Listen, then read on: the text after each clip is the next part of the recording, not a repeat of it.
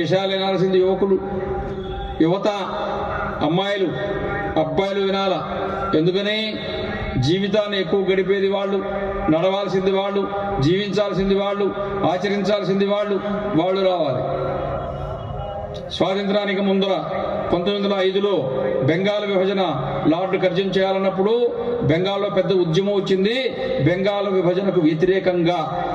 దానికి ముందే బంకిం చంద్ర చటర్జీ ఒక పుస్తకం రాశారు. ఆ పుస్తకం పేరే ఆనందమఠం.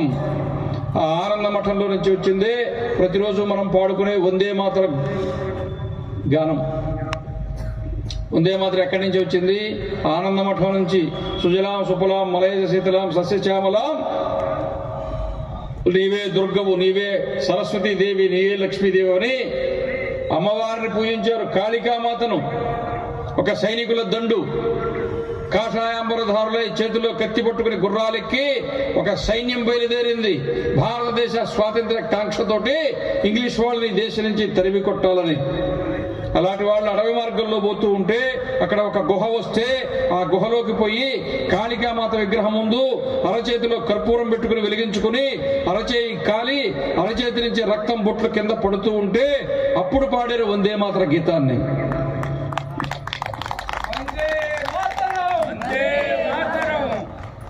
యువకులు నూనూగు మీసాల నూతన యవ్వనంలో ఉండేటువంటి యువకులు ఈ దేశ స్వేచ్ఛ కోసము ఉరికంబాలెక్కారు, అండమాంజీలకు వెళ్ళారు, లాఠీ దెబ్బలు తిన్నారు.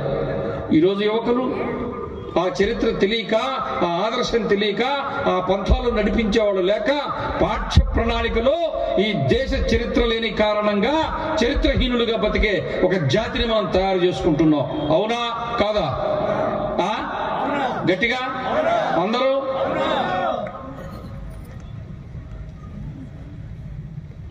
వందే మాతరం. ఆ రకంగా వందే మాతర గీతం వచ్చింది. ఇంతకీ ఆ తెల్లెవరు? కాళికామాత. ఎవరు దుర్గా? ఎవరు సరస్వతి? ఎవరు లక్ష్మి?